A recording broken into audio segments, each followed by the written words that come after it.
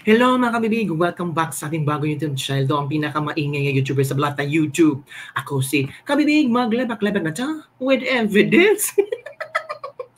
Naku, Claire Castro, binansagan ng tagapagbalita ng fake news ayon kay Attorney Nicholas Kaufman. Wow! Claire Castro, international lawyer ang nagbansag sa inyo na tagapagbalita ng fake news. Nakakahiya ang mga kabibig. Lawyer pa si Claire Castro. Tapos, ito ang kanyang natanggap isang malaking kahihiyan bilang lawyer na tawagin kang tagapagbalita ng fake news ng admin na ito. Sinagot ni Attorney Kaufman itong mga pahirit ni Claire Castro na you can do better. Mag-research ka. Wow! Yan ang hirit ni Claire Castro. Si Attorney Nicholas Kaufman, straight to the point kung sumagot. Walang pa epal-epal, walang pa keme-keme. Ito ang sagot ni Attorney Kaufman ha. Huwag kang makialam. I kindly thank Claire Castro not to interfere with the job that I'm doing. Just as much as I wouldn't interfere with the job that she's doing. Peddling the misinformation of her own administration. Agoy! Peddling misinformation. So, tagapagbalita ng fake news sa administrasyon ni DDM. Nako, eto kabibigham. Baka sabihin nyo, gawa-gawa ko lang yung chika na ito. Sabihin nyo naman, naku, ikaw ang fake news kabibig, hindi yan sinabi ni Attorney Kaufman. Yan. Yan, nakita nyo na. Nabasa nyo na. Basahin nyo. Malakihan natin para sabihin talagang hindi ako naggawa-gawa. Basahin nyo. Di ba? Anong sinabi dyan? Huwag kang makialam. I kindly thank Claire Castro not to interfere with the job that I'm doing. Just as much as I wouldn't interfere with the job that she's doing. Ano ang job ni Claire Castro? Peddling the misinformation of her own administration. So yun pala ang trabaho ni Claire Castro, tagapagpalaganap, tagapagbalita ng misinformasyon. Peddling, it means namimigay. Di ba? Sharing fake information. So, fake news peddler pala ito si Claire Castro. Ayon kay Attorney Kaufman, ang sakit no? ICC international lawyer pa ang sumampaw sa pagkatao mo. Parang durog na durog ka, mga kabibig. Parang, ako si Claire Castro, I have to ask myself, ano bang nagawa ko? Bilang isang lawyer, spokesperson ako ni BBM. Pero, sino bang hindi rin magagalit sa mga puna ni Claire Castro na parang may alam siya sa nangyayari sa ICC na you can do more better. Sabi pa niya, you can research. Grabe, iba si Claire Castro no, parang alam niya. Parang lahat alam niya. Kaya nga, sabihan niya, nagkapagbalita ng fake news. Nako, heto kabibigo. Nako. He further stated that her continued attention towards him reflects an unhealthy obsession. Wow! Obsessed na obsessed pala. Si Claire Castro kay Attorney Nicholas Kaufman. So, ito ang interview kabibig ni Attorney Kaufman na kung saan talagang sinampal sa kahihiyan si Claire Castro. I don't know kung meron ba siyang press con ngayon kasi ang daming mga katanungan, ang daming mga netizen ang naghihintay sa kanyang press con, hindi na excited sa kanyang press con, kundi excited sa kung ano ang isasagot ni Claire Castro hinggil sa sinabi niya si BP Sara ng fake news peddlers. Ito na. Claire Tayo ha. Not to interfere with the job that I'm doing, just as much I wouldn't interfere with the job that she's doing, peddling the misinformation of her own administration. Peddling. All I can say is that she seems to have a rather unhealthy obsession with me. Yan ang sagot ni Atty. Nicholas Kaufman, ang defense counsel ni dating Pangulong Rodrigo Duterte sa pahayag ni Palace Press Officer Undersecretary Claire Castro na he should do better than that. Yes, for the fees, he has allegedly been demanding from his client, former President Rodrigo Duterte. He should do better than that. He should concentrate on his defenses. He should concentrate on the allegations and admissions of the former president of his killings and that he ordered the killings of some people in relation to war on drugs. Ang sagutang ito kaugnay sa isang petisyong inihain ng defense team sa ICC Pretrial Chamber 1 na payagan silang mag-reply sa Office of the Prosecutor kaugnay sa urgent request nila na interim release para sa dating Pangulo.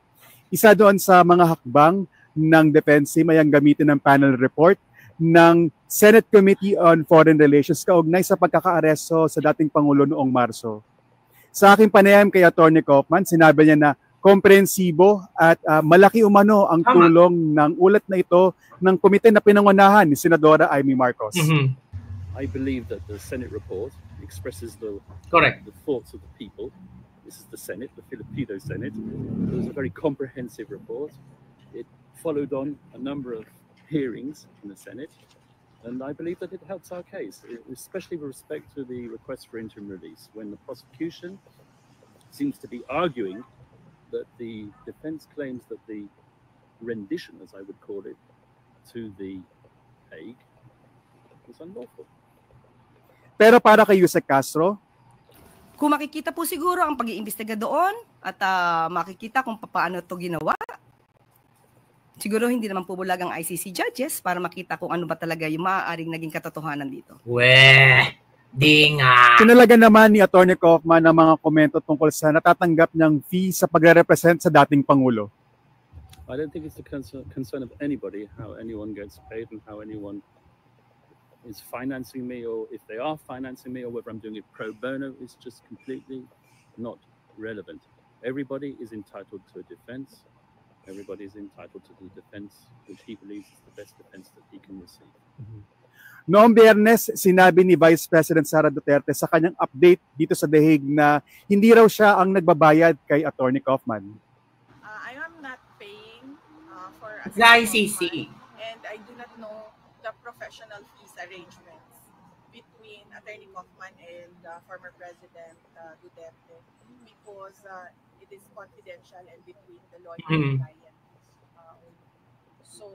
So yun kabibig, yun ang nangyari. Sinagot talaga ni Atty. Kaufman. May obsession kaya si Claire Castro kay Atty. Kaufman? Naku, ito ang sabi ng mga netizen. Syufalfal naman si ate. Uy, nakakahiya. Merese. Bula-bulara ang baba ni Claire. Tahimik ang admin at si Manang Claire. Nalaman ng sambayan ng Pilipino na totoo palang pinagsasabi ni Sara na maya namatay kasama si Lisa Tanaz na LA overdose cooking. Kaya nga maraming tao ang excited sa sagot ni Atty. Claire. Parang wala siyang presko ngayon. Boom! Naku, Auntie Claire, alam din pala ng ibang bansa ang ginagawa mong palengkerang pag-news. Supalpal si Clara.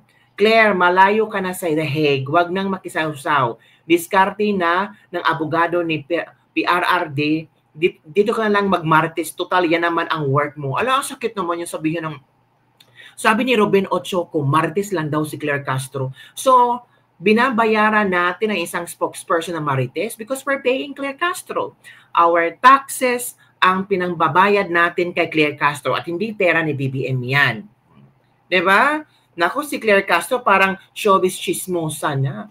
Atty. Kaufman, naintindihan ba kaya ni Ate Claire dahil may pagkatanga daw si Ate Claire? Hindi naman tanga si Claire Castro. Talagang nagtanga-tangahan na lang siya. Kasi ano siya sa pro-admin siya Yan ang sinasabi ko sa iyo, Auntie Claire. Sumusobra talaga ang role mo. Napagsabihan ka tuloy from June Tolentino Kabiling.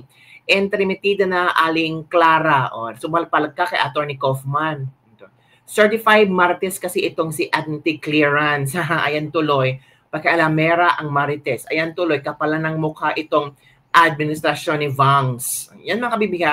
Nakakahiya ang Pilipinas. Alam ng buong bansa na adik ang namumuno. Ay, ano ba naman yan? Kayo talaga ha. Sakit naman yan. Isang international lawyer ang sumalpal sa katotohanan ni Claire at sinabihan siyang peddling the misinformation of her own administration sa tagapagbalita ng fake news. Nako, Kaufman, pikong lagi yan si Atty. Claire. Kakahiya.